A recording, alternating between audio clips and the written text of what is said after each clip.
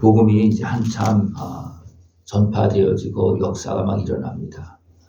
그런 가운데 이제 가이사라에 살고 있는 고넬료라는 사람이 이제 하나님의 은혜를 받습니다. 하나님께서 고넬료가 행하는 그 모든 것을 보았습니다. 그는 경건하에서 온 지방과 더불어 하나님을 경외하며 백성을 많이 구제하고 항상 하나님께 기도하는 그런 모습을 보여주었습니다. 하나님은 다 그걸 보신 거예요. 그래서 그가 또 기도할 때에 환상 중에 사자를 보내서 그에게 나타나십니다.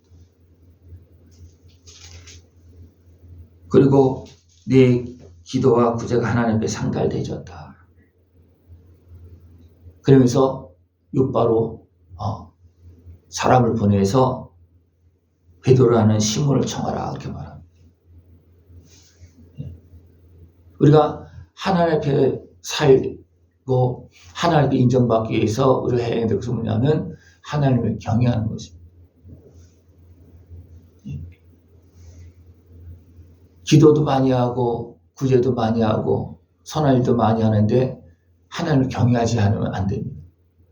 하나님을 경외하는 것이 경외하면서 하는 것이 진짜지 하나님을 경외하지 않고 그것만 한다는 것은 이것은 외식이 될 수도 있고 자기중심이 될 수도 있어요. 근데 고린도는 하나님을 경외하면서 이방인이지만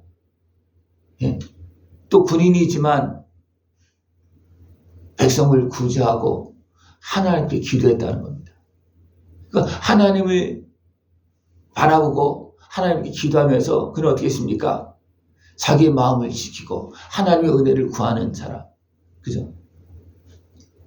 그래서 하나님 분명히 은혜를 베풀어 줬겠죠. 그죠?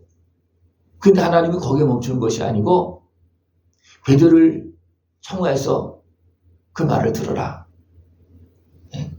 그렇게 말합니다. 왜 그렇습니까? 그것보다 일반적인 은혜보다도 더 큰 은혜가 있는 것입니다. 그것을 하나님을 경외하고 구제하고 기도하는 그에게 베풀기 위해서 베드로를 청하라는 겁니다. 분명히 고넬료는 예수님의 그 십자가 사건을 모르는 사람은 아닙니다. 그는 어떻게 알았겠습니까? 제대로 알지 못하는 겁니다. 그러나 고넬료는 하나님을 경외하고 하나님께 기도하고 구제하고 선을 행하는 사람입니다. 그러니까 하나님은 진짜 예수님을 믿고 그 하나님의 은혜를 온전히 누릴 수 있도록 도와주는 겁니다. 그러니까 고넬료가 하는 것을 하나님은 기억하시고 이제 베드로가 그 가까운 지역 욥바에 왔을 때 그것을 알려주고 베드로를 청하라 그렇게 말합니다. 그래서 고넬료가 이제 세 사람을 보냅니다. 하인들과 또 경건한 사람 하나를 불러서 욥바로 보냅니다. 그들이 이제 욥바에 가까이 오고 왔을 때 또 하나님은 누구에게 찾아가십니까? 베드로에게 찾아가십니다. 베드로도 기도하는 그런 사람이고 또 기도할 때에 하나님께서 그에게 보여주십니다. 큰 보자기 같은 그런 모습을 내려주면서 거기에 무엇이 가득 들어있습니까? 각종 네 발을 가진 짐승과 기는 것과 공중에 나는 것들이 다 들어있는 거예요. 거기에는 유대인들이 먹어서는 안 되는 그런 짐승들도 있는 거예요. 그러면서 그걸 보여주면서 잡아먹으라고 그러는 거예요. 그러니까 베드로는 그걸 거기 있는 걸 봤잖아요. 그죠? 거기에 부정한 짐승들이 있는 거예요. 그래서 나는 먹을 수 없습니다. 지금까지 부정한 것들 먹지 않았는데 어떻게 그걸 먹습니까? 유대인들은 그런 거 먹지 않습니다. 이 모습은 베드로가 어부 출신이고 그렇게 살았지만 그의 삶은 하나님을 경외하면서 하나님의 말씀을 따르는 삶이었다는 겁니다. 그래서 말하고 있는 것은 근데 하나님 뭐라 합니까? 잡아먹으라는 거예요. 내가 어떻게 그걸 먹습니까?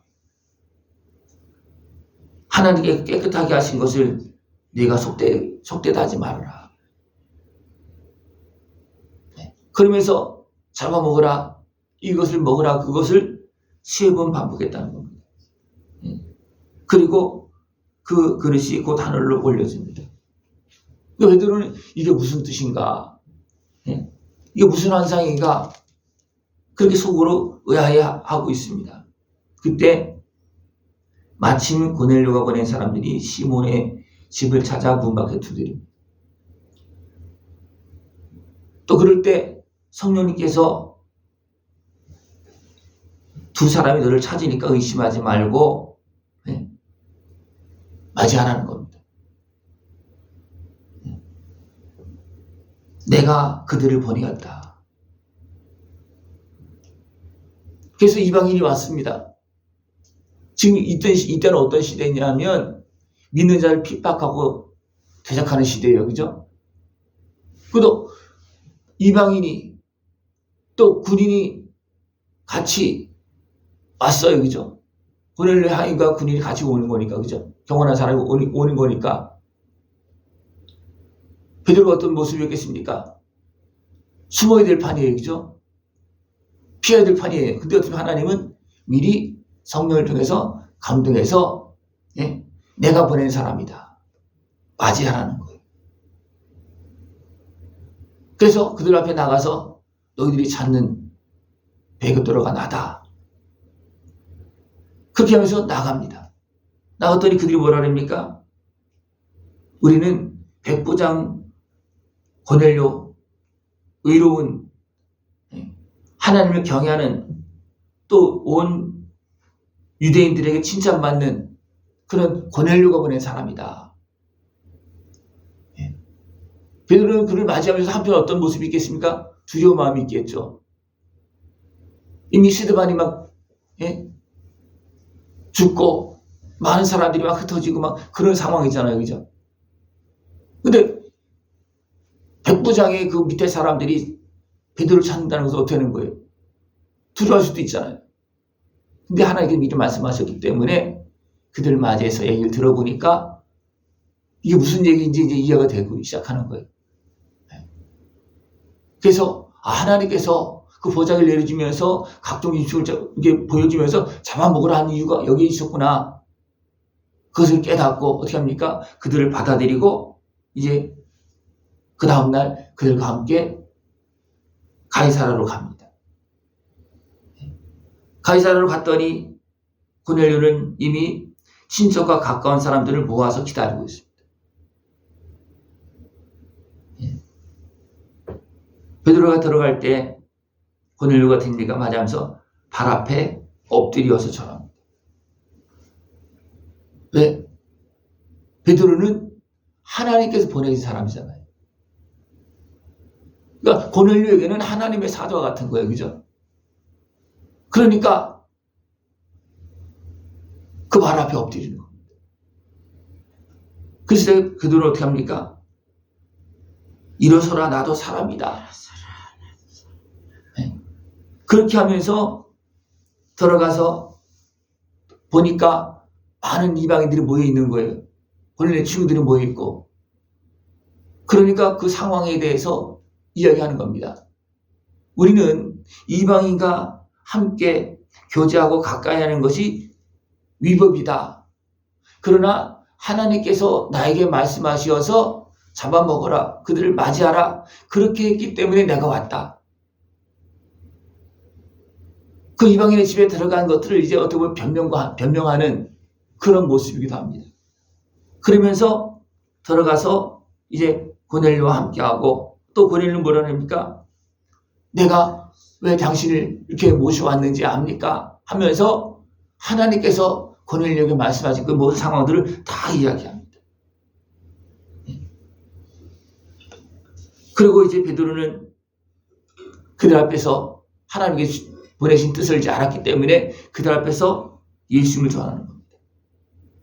그리고 베드로가 고백하는 것이 뭐냐면 각 나라 중 하나님을 경외하며 의를 행하는 사람은 다 받으시는 줄 깨달았다는 겁니다.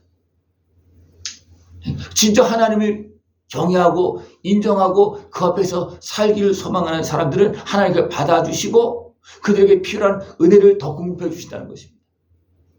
하나님의 은혜를 받기 위해서는 우리가 해야 될 것은 뭐냐면 하나님을 경외하고 인정하는 겁니다. 그리고 하나님 앞에서 열심히 살고 또 하나님의 은혜를 구하는 겁니다. 그것이 기도하는 거예요. 우리가 아무리 열심히 하려고 해도 내심을 얻을 때가 너무나 많습니다. 또 여러 가지 많은 환경들이 있습니다. 그죠?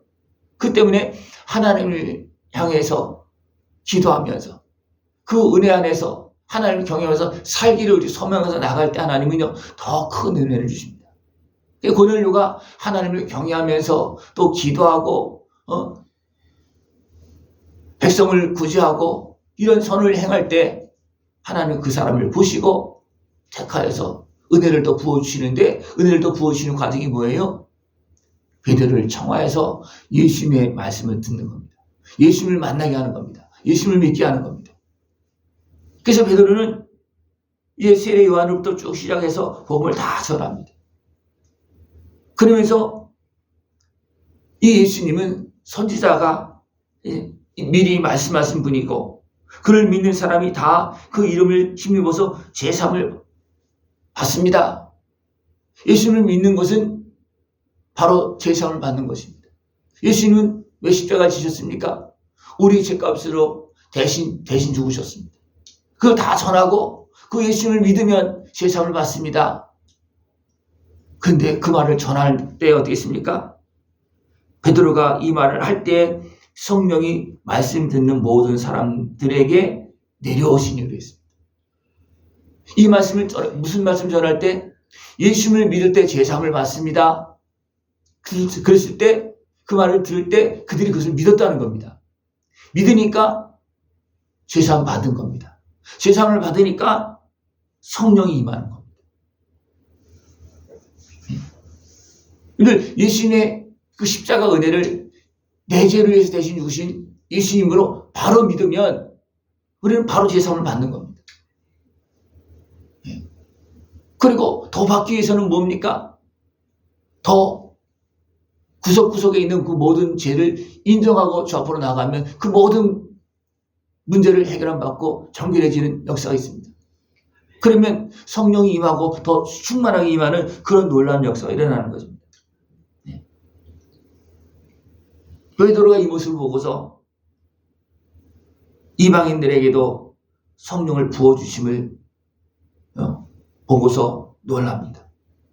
또 그들이 방언을 막 말하면서 하나님을 높입니다. 이미 베드로는 방언을 말하는 사람이잖아요. 그래서 고넬료와 함께 있는 사람들이 막 방언을 말하면서 할 때 베드로가 알아듣습니다. 무슨 말인지. 무슨 말이었습니까? 하나님을 높이는 말이에요. 아, 그러니까 같습니까? 아, 저들에게 성령이 임했구나. 확실하게 아는 거예요. 그래서 성령을 받았으니 누가 능히 물로 세례 베풀을 그 말이요. 그래서 그들에게 세례를 베풀고 같이 하나님의 백성으로서 하나님의 자녀로서 그 은혜를 누리는 그런 모습이 되어지는 것입니다. 하나님을 경외하며 또 선을 행하며 구제하며 기도할 때 하나님은 이어지는 축복을 누릴 수 있도록 이어지는 진정한 신령한 은혜의 복을 누릴 수 있도록 도우시고 역사해 주십니다. 그 은혜의 복을 다 끼어서 누릴 수 있는 모습 되어지길 축원합니다. 기도드리겠습니다. 하나님 아버지 감사합니다. 우리를 살피시고 사랑하시고 기억하시며 이어지는 은혜를 계속 누릴 수 있도록 도우시고 인도하심을 감사를 드립니다. 늘 끼어서 하나님을 경외하며 선을 행하고 기도하며 그 은혜를 다 누릴 수 있는 우리 모습 되어지도록 주님 함께하여 주시옵소서. 예수님의 이름으로 감사하며 기도드리옵나이다. 아멘.